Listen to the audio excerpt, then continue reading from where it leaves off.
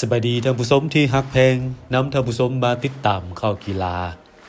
กุศวงศ์คำดาสิงห์นักกีฬาลอยน้ำคนพิการจากแขวงเซกองถึงเสียแขนและขาแต่มาร่วมงานกีฬาคนพิการแห่งชาติครั้งนี้ตั้งเป้าจะสู่ชนญาติให้ได้เหรียญคำนี่เป็นครั้งที่2ติดต่อกันที่กุศวงศ์คำดาสิงห์เข้าร่วมงานมหกรรมกีฬาคนพิการแห่งชาติซึ่งครั้งผ่านมาที่แขวงเสียงขวางในต้นปี 2023เข้าร่วม3รายการได้เหรียญเงินทั้ง3รายการคือท่าฟรีสไตล์50แมตช์ท่ากบ50แมตช์และท่าร้อยหง่าย50แมตช์มาครั้งนี้ครั้งที่4ที่นครหลวงเวียงจันทร์ตั้งเป้าจะสู่ชนสุดขีดเพื่อคว้าเหรียญคำประวัติศาสตร์ให้แก่ตนเองน้องชื่อท้าวกุศวงศ์คำดาสิงห์กีฬาจากไหนน้องมาจากแขวงเซกองเล่นกีฬาประเภทไหนกีฬาลอยน้ำมารวมครั้งนี้มีเขารวมจากรายการมี3รายการมีรายการมีพิสไตล์และก็ง่ายกบมีสไตล์ร้อยงานแล้วกันโดยเขารวมกีฬาคนพิการแห่งชาตินี่เป็นได้ที่เราเป็นเดือนที่2แล้วโดยแล้วนี่อยู่เส้นของผลงานเป็นอะไรก็ดีอยู่ได้จะเรียนได้3เหรียญ3เหรียญโดย3เหรียญเงินทั้ง3รายการเลยนะโดยหมายความว่าครั้งนี้กับครั้งแล้วนี่เขา100รายการเดียวกันหมดเลยเมีย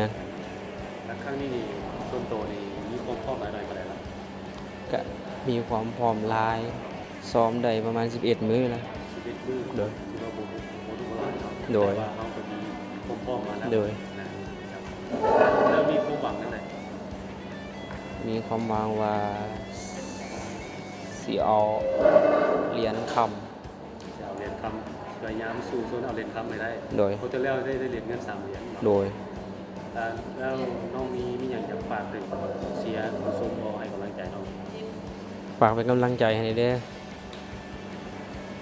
สู้ให้เต็มที่โดยสิสู้ให้เต็มที่กุศวงศ์คำดาสิงห์ให้ฮู้ว่า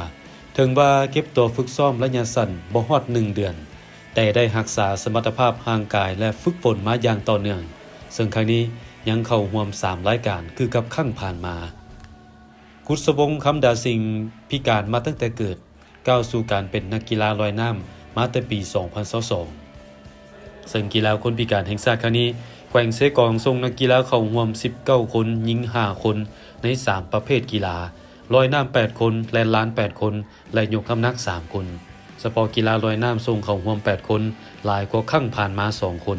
ในนี้เป็นหญิง2คนมีนักกีฬาใหม่2คนหญิง1คนร่วมแข่งขัน10กว่ารายการตั้งเป้า7เหรียญคำซึ่งครั้งผ่านมาได้6เหรียญคำโดยกีฬาลอยน้ำในงานกีฬาครั้งนี้มีนักกีฬาเข้าร่วม40คนจาก12ภาคส่วนแบ่งเป็น9ระดับพิการจะแข่งขันที่ศาลลอยน้ำเขตสนามกีฬาแห่งชาติหลัก16ส่วนประชาชนลาวบรรดาเผ่ามาร่วมชมร่วมเชียร์และให้กำลังใจนักกีฬาคนพิการลาวแต่ละภาคส่วนให้ประสบผลสำเร็จดังคาดหมาย